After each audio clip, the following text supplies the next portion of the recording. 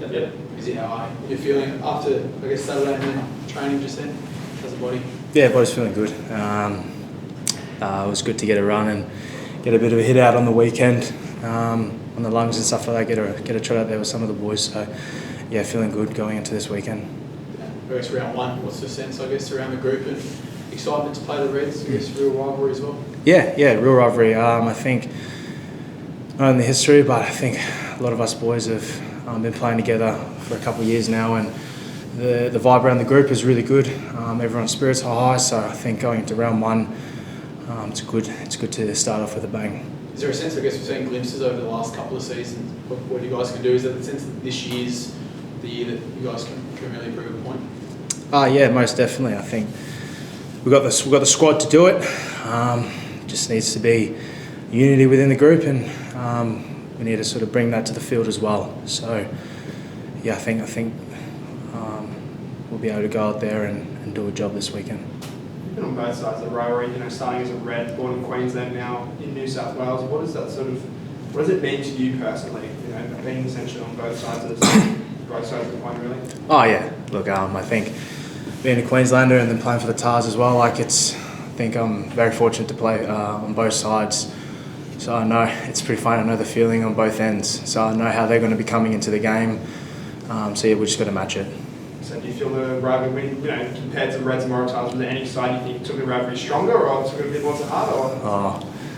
Yeah, obviously there's a rivalry there, and you want to get one up on your mate. But yeah, we're just going to go out there and focus on our job and what we're going to bring this weekend.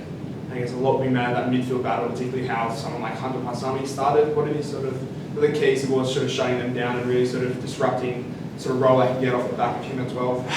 Yeah, look, we're not going to give away too much, but yeah, we've got a plan in place. As backs and stuff like that. So yeah, we're looking at putting it to play this weekend. Do you think that trial a fortnight ago will be in the back of their mind, maybe more so than your guys' minds, considering maybe didn't give that much away on Roma? Yeah, most definitely. I think the good thing about trials is that you can really try and work on the basics well, not try and give away too much. So now that it's round one, we've got a clean slate, and like I said before, we're looking at putting on a showcase of what we can actually truly bring on Friday night, Saturday night. As Pauli talked about before, not laying down the law, but sort of reinforcing those basics after those first two trials. As sort of players, where do you think sort of the differences were that just couldn't get you guys over the line in those two games? Yeah, I think it's just effort. I think we've got to really clean up on our effort, and that's what we're going to do for this weekend, and that's what we spoke about in the weeks of past. So. Played the trial up, people would have been Max. How's he been? Yeah. This pre-season, considering the disappointing end to his year last year. Yeah, very disappointing. Maxi, he's been tracking along really well. He's been ticking every box really well, and his professionalism around the group and the team has been really well. He's held himself really well, so can't doubt Maxi for that. And his return on Saturday was, it was really good. I think the main thing was to get through the game, get a few lung burners, get a few runs, get a few contacts in, and survive that. And now we're going into round one. I think we're going to really carefully manage Maxi, because he's still very young, and we want a very long career out of Maxi boy. Apologies if you've answered this before, but coming back from the World Cup and going through those sort of the highs and lows of that campaign in 2023, how's that sort of made you a better player, and what do you sort of learn about yourself going through a sort of difficult period like that? Yeah, I think you just not get caught up in the things you can't control. That was a big one for me personally.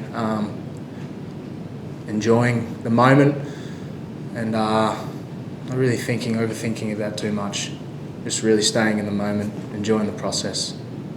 Across the way today. Yeah, we that was a pull out there. I think the boys would be pretty upset to walk back and see that there's no water on there. But yeah, we had to think on our feet there. I think for a minute or so we were at Randwick, and then we couldn't scrum on there, and so we ended up over there. So yeah, it was good that we're able to prep. Despite that, how is everyone going? few days away from round one? Yeah, good. I mean, we're really excited, obviously. We learnt a few lessons throughout the trial period, which was good to have those conversations. And, we feel we've got some good fixes on that. We're pretty excited to get some of those guys back that sort of missed trial 1. Guys who were 50-50 trial 2. Jorgo did well last week, survived that. So, yeah, we seem to be sort of walking towards this challenge and we're excited. So on that list, the two that missed trial 2, Dave and Ned, how are they sort of tracking at this stage of the week? No good. So Dave Perese will miss this weekend. Ned, we're sort of still up in the air. He was trying to tick a few boxes just as we were over there, so I don't know how he went with that. So we'll find that out later this afternoon. Izzy, how did he pull up after Saturday as well? Yeah, good. It was a good sort of 40 minutes for him. Got a few touches there on the edge, which was good. Obviously, he's excited as well, to get back up in Queensland, but he trained well today, so no issues. You talk about sort of learning those lessons. How beneficial can it be sort of learning them at this period of the season rather than say, you looked at 12 months ago and you start 1 and 5 and you're probably learning maybe single lessons or have that sort of, I guess, how valuable is that wake-up call now when there's sort of, you're playing for no points? Yeah, learning lessons is good all the time. So even when you're winning, you're learning. But if you were to give me an option, would you rather 1 and 5 and then learn, or 0 and 2 in the pre-season against Super Rugby teams then learn? We'd go the 0 and 2. And we learned really good lessons there, and we tried things and didn't work. We had opposition dictate and we found things out there. So, like I said, trials are for us to learn. Obviously, it wasn't the best outcomes for us, but we feel that we were able to sort of regroup and we're pretty accurate we're pretty harsh with our feedback to the players around where they were short, and I felt we've been really accurate the last 2 weeks in trying to fix it. Any particular areas that sort of you thought you really had to sort of reinforce in terms of around standards and just sort of improving those behaviours in those first 2 trials? Not really. Not really a specific area. We just felt that we were inaccurate across all of it, and some areas we were very inaccurate. Other areas we were just a little bit off. Like those Reds up at Roma, they played really well, and sometimes when a team is that on and we were that off, sometimes one small error is a big consequence to it. And that first half, I just felt we're a little bit off, but they were so good that they were able to capitalise on that. So that was a big learn for us, and just a reminder of how tight and how good the comp's going to be. You mentioned the Reds. Is that fortnight ago? Is that more of a point to prove on Saturday night against them, considering the rivalry between? I think because of the rivalry, not because of that. Like, had it been flipped, we weren't dancing to the start line this weekend like it was. Like, we've got to respect the fixture. It's more than just us that we're representing, and we see pictures all the time around Reds, Waratahs in the past, and so despite that and despite the lessons learned, this is a challenge that we're pretty excited and honoured to be a part of, and excited for lots to turn on. Core of this players and staff have been together now for a couple of seasons. Yep. Is there a feeling that this year's really the season that you guys want to make a statement and show what you guys can really do after a couple of seasons of being there and abouts?